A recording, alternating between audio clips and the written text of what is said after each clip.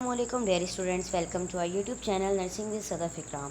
आज हम डिस्कस करेंगे फार्माकोलॉजी का यूनिट 2 एंटीबायोटिक का पार्ट 2 है फार्माकोथेरेपी ऑफ पेप्टिक अल्सर, जो कि हमारी डाउ की पीपीटी है, मिड टर्म की है और थर्ड सेमेस्टर की है।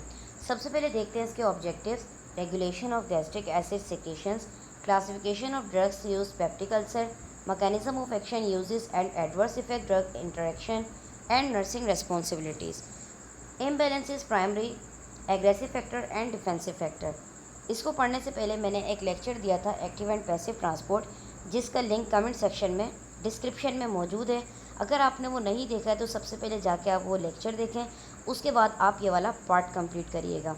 हमारे पास कुछ फैक्टर्स होते हैं एसिड बेस बैलेंस का काम कर रहे होते हैं। अगर एसिडिटी हमारे पास ज़्यादा हो जाएगी, पीएच हमारा मेंटेन नहीं होगा, तो ये जो हमारे पास डिफेंसिव फैक्टर होते हैं इस पर इफ़ेक्ट पड़ सकता है। ये तो बात हमारी क्लियर हो गई। ये हमारे पास एसिड सिक्रीशन है। एसिड सिक्रीशन किस तरीके से होती है हमें फिगर में बताया गया है। मेन हम पढ़ते हैं क्लासिफिकेशन कौन सी होती है ड्रग्स की जो कि पेप्टिक अल्सर में यूज़ की जाती हैं। वो ड्रग्स जो कि गैस्ट्रिक एसिड सिक्रीशन को इनहिबिट करती हैं, वो ड्रग्स जो कि न्यूट्रलाइज करती हैं गैस्ट्रिक एसिड एंटासिड्स, ठीक है। अल्सर प्रोटेक्टिव ड्रग्स होती हैं और एंटी एच पायलोरिक ड्रग्स होती हैं। एंटी एच पायलोरिक ड्रग्स का मतलब होता है HCl की सिक्रीशंस के ख़िलाफ़ जो ड्रग्स होती हैं, यानी कि उसकी क्लासिफिकेशन को रोक देती हैं। Drugs that inhibit gastric acid secretion, वो ड्रग्स जो कि इनहिबिट करती हैं गैस्ट्रिक एसिड सिक्रीशन को, H2 रिसेप्टर को ब्लॉक कर देती हैं। उसमें हमारे पास आती है सिमिटिडीन, रेनिटिडीन एंड फेमोटिडीन। ये जो ड्रग्स हैं इनके नाम आपने याद रखने कि जो H2 रिसेप्टर ब्लॉकर होती हैं उसमें कौन सी आती हैं। प्रोटोन पंप इनहिबिटर में कौन सी आती हैं, ओमेप्राजोल, पेंटोपराजोल, एजोमेप्राजोल। एंटीकोलिनर्जिस में कौन सी आती है, पायरेंजिपाइन। प्रोस्टाग्लैंडिन एनालॉग्स में आ जाती है माइजोप्रोस्टोल। ये हमारे पास क्लासिफिकेशन कंटिन्यूअस क्लासिफिकेशन क्या है, वो ड्रग्स जो कि गैस्ट्रिक एसिड को न्यूट्रलाइज करती हैं, एंटासिड्स आ जाती है। सिस्टमिक की अगर हम बात करें तो sodium bicarbonate, sodium citrate. Non systemic की अगर हम बात करें magnesium hydroxide, aluminium hydroxide and magaldrate. ये हमारे पास कुछ ड्रग्स होती हैं, इनके नाम आपने याद रखने। फिर जो अल्सर प्रोटेक्टिव होती हैं उसमें आ जाती है सक्राल्फेट। कोलॉइडल बिस्मिथ सल्फेट में आ जाती है एंटी एच पायलोरिक ड्रग्स। उसमें आती है हमारे पास अमोक्सिसिलिन, क्लेरिथ्रोमाइसिन, मेट्रोनिडाजोल, टेनेडाजोल, टेट्रासाइलिन। फिर हमारे पास H2 एंटागोनिस्ट में कौन सी थी, सेमेटिडीन, रेनिटिडीन एंड फेमोटिडाइन।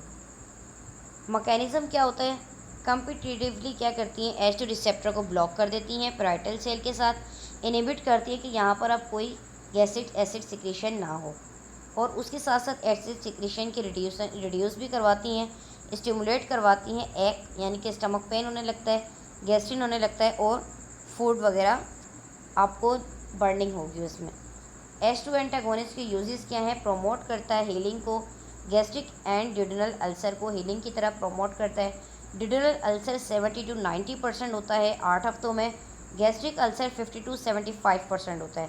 ये आपने मेन पॉइंट है, ये आपने याद रखना है। एनसेट्स अल्सर इंड्यूस्ड अल्सर, एनसेट्स की वजह से क्या होता है, अल्सर डेवलप हो सकता है। एनसेट्स की फुल फॉर्म क्या है, non steroid anti inflammatory drug. Stress ulcer and gastritis में क्या होता है, स्ट्रेस अल्सर हो सकता है, गैस्ट्राइटिस आपको हो सकता है, गर्ड आपको हो सकता है, एंड जोलिंगर यानी कि एलिसन सिंड्रोम आपको हो सकता है। एडवर्स इफेक्ट इसके कौन से होते हैं, हेडेक होगा ये मेडिसिन लेने के बाद, डिजीनेस हो सकती है आपका बाउल अपसेट हो सकता है, ठीक है, ड्राई माउथ हो जाएगा आपका, कन्फ्यूजन होने लगेगी, रेस्टलेसनेस हो जाएंगे। सिमिटिडाइन क्या है, एंटी एंड्रोजेनिक एक्शन का काम करती है। ड्रग का इंट्रैक्शन कैसे होता है, सिमिटिडाइन इनहिबिट करती है, जैसे कि सिरप है यहाँ पर हमारे पास आइसो एंजाइम्स, ठीक है, और रिड्यूस करती है हेपेटिक ब्लड फ्लो को। तो ये इनहिबिट कर देती है कुछ ड्रग्स की मेटाबॉलिज्म को, कि कुछ ड्रग्स जो है वो मेटाबोलाइज नहीं होती। पीपीआई को अगर हम देखें, proton pump inhibitor, most effusive drug होती है ये, एंटी अल्सर थेरेपी के लिए हम देते हैं। अल्सर अगर हो जाता है तो उसके अगेंस्ट काम करती है। प्रो ड्रग्स रिक्वायर होती हैं ताकि एसिड इन्वायरमेंट को एक्टिव कर सकें। प्रो ड्रग्स देते हैं हम इसको, इससे पहले एक्टिवेटेड फॉर्म्स में होती हैं जो कि बाइंड हो जाती हैं इरिवर्सिबली तौर पर, किसके साथ, H पॉजिटिव आयन के साथ, पोटेशियम के साथ, eighty face and inhibit inhibit करती हैं, जैसे ओमेप्राजोल, पेंटोपेराजोल, लेंसोपेराजोल, एजोमेपेराजोल एंड रेबेपेराजोल। ये हमारे पास मेडिकेशंस है। ये अवेलेबल होती हैं इंटेरिक कोटेड टैबलेट्स में, यानी कि कैप्सूल टाइप में। दे शुड बी गिवन, ये देनी चाहिए आपको 30 मिनट्स, 1 घंटा खाना खाने से 1 घंटा या 30 मिनट पहले। Half life is very short, only 1-2 hour. Half life का मतलब ये होता है कि दिन में आपने सिर्फ एक बार लेनी है। ज़्यादा शॉट लेने से आपको कोई भी एमरजेंसी इन केस इंसिडेंस हो सकता है। Still the action persist for 24 hours to 48 hours after a single dose. Single dose आपने लेनी है। सिंगल डोज के बाद इसका असर कितनी देर के बाद होता है? 24 से 48 घंटे में इसका असर होता है। कुछ इसके थेरापेटिक यूज़ हैं कि हम इसको गर्ड में यूज़ कर सकते हैं, पेप्टिक अल्सर में यूज़ कर सकते हैं, गैस्ट्रिक एंड ड्यूडेनल अल्सर में इसको इस्तेमाल कर सकते हैं। ब्लीडिंग हो रही है अगर पेप्टिक अल्सर में तो आप ये ले सकते हैं। ज़ोलिंगर एलिसन सिंड्रोम में आप ले सकते हैं। एनसेट्स अगर आपको हो गए यानी कि गैस्ट्रिक अल्सर की वजह से तो ले सकते हैं। एस्पिरेशन निमोनिया में भी आप वो मेडिसिन ले सकते हैं। कौन कौन सी है पीपीआई डोसेज शेड्यूल क्या है? ओमेप्राजोल 20 mg होती है, ओडी हम देते हैं, ठीक है। पेंटोपेराजोल 30 mg होती है, ये भी ओडी इस्तेमाल की जाती है। लेंसोपेराजोल 40 mg होती है, रेबेपेराजोल 20 mg होती है एंड एजोमेपेराजोल 20 और 40 दोनों में अवेलेबल होती है। लेकिन ज़्यादातर जो मेडिकेशंस होती हैं एंटीबायोटिक्स वो ओडी इस्तेमाल की जाती हैं, क्योंकि उनको डिज़ोल्व होने में, डिस्ट्रीब्यूशन होने में, मेटाबॉलिज्म होने में, एक्शन करने में, ठीक है, और रेस्पॉन्स करने में उसमें टाइम लगता है तकरीबन 24 से 48 घंटे।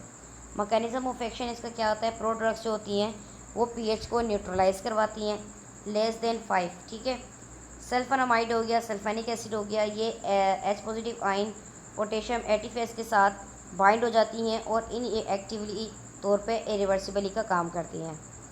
ऑल्सो इनहिबिट करती हैं गैस्ट्रिक म्यूकोजल कार्बोनिक एनहाइड्रेस को। ड्रग इंट्रैक्शन कैसे होता है? जैसे कि ओमेप्राजोल है, ठीक है, इसी के साथ हमारे पास आ जाता है क्लोपिड्रिग्रेल, ये हमारे पास प्रो ड्रग है। एंटीप्लेटलेट ड्रग से स्ट्रोक में हम देते हैं एमआई। ओमेप्राजोल क्या करता है? इनहिबिट करता है मेटाबॉलिज्म को, जैसे कि warfarin, phenytoin, diazepam and cyclosporine. Adverse effect इसका क्या है? नोजिया हो जाएगा, loose stool and headache, abdominal pain, constipation, muscles and joint pain, dizziness, rashes, rare फैल जाएगा, गाइनकोमेस्टिया हो सकता है, इरेक्टाइल डिसफंक्शन हो सकता है और हाइपर गैस्ट्रिनीमिया हो सकता है। मस्करैनिक एंटागोनिस्ट क्या होता है? ब्लॉक कर देता है M1 क्लास रिसेप्टर को, रिड्यूस करवाता है एसिड प्रोडक्शन को। पायरेंजिपाइन एंड टेरेंजिपाइन मेडिकेशन है, रिड्यूस करवाता है मील स्टिमुलेटेड को HCl सिक्रेशन के ज़रिए, रिवर्सिबल ब्लॉकेज करवाता है मस्कराइन रिसेप्टर की सेल बॉडीज़ के अंदर। अनपॉपुलर होता है फर्स्ट चॉइस के अंदर, यानी कि पहली दफ़ा लेने से कोई इफेक्ट ज़्यादा नहीं होता। प्रोस्टाग्लैंडिन एनालॉग्स क्या होता है? माइजोप्रोस्टोल में इनहिबिट करवाता है गैसिड एसिड सिक्रेशन को, एनहेंस करवाता है लोकल प्रोडक्शन म्यूकस मेम्ब्रेन और बाइकार्बोनेट को।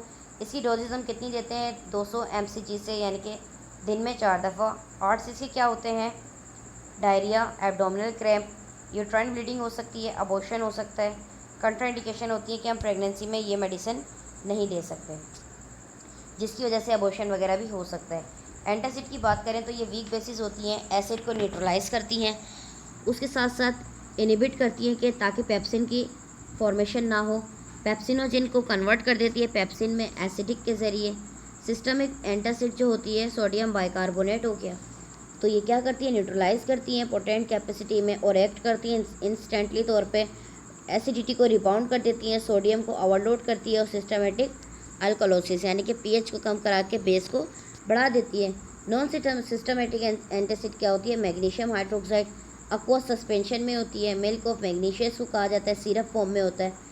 एल्यूमिनियम हाइड्रोक्साइड भी मेगाल्ड्रेट सिरप फॉर्म में होता है। नॉन सिस्टमेटिक का मतलब यही होता है। ड्यूरेशन ऑफ एक्शन क्या होता है? 30 minutes when taken in empty stomach.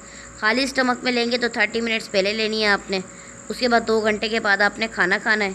इसका एडवर्स इफेक्ट क्या होगा आपके पास? एल्यूमिनियम एंटासिड में कॉन्स्टिपेशन क्रिएट होगी और मैग्नीशियम में आपको डायरिया हो सकता है, ये आम सी बात है। सक्रालफेट अल्सर प्रोटेक्टिव जो मेडिकेशन होती है, एल्यूमिनियम होती है, साल्ट और सल्फेटेड सक्रोज, MOA। तो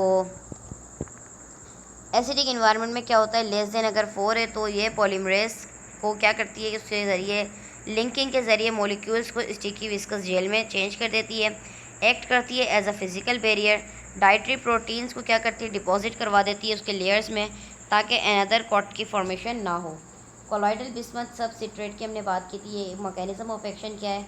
CBS इसको कहा जाता है, mucus from glycoprotein by complex का काम करती है, जो कि अल्सर क्रिएटर को कोट देती है, यानी कि लेयर बना देती है। इंक्रीज़ करती है सिक्रीशन को म्यूकस की और बाइकार्बोनेट की, किसके ज़रिए? स्टिमुलेशन करवाती है म्यूकोजल PGE प्रोडक्शन की, उसके ज़रिए हमारे पास इंक्रीजमेंट होती है।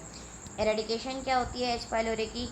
कि ये ग्राम नेगेटिव रोड होता है, एसोसिएट करता है गैस्ट्राइटिस और gastric and duodenal ulcer. Transmission route इसका क्या है? Faecal oral. और सीक्रेट क्या करता है? यूरिन सीक्रेट करता है। नेक्स्ट हमारे पास आ जाता है, तो ये थी आज की हमारी PPT। अगर इसमें आपको कोई कन्फ्यूजन लगती है तो उसका क्वेश्चन आप कमेंट सेक्शन में पूछ सकते हैं। Thank you so much.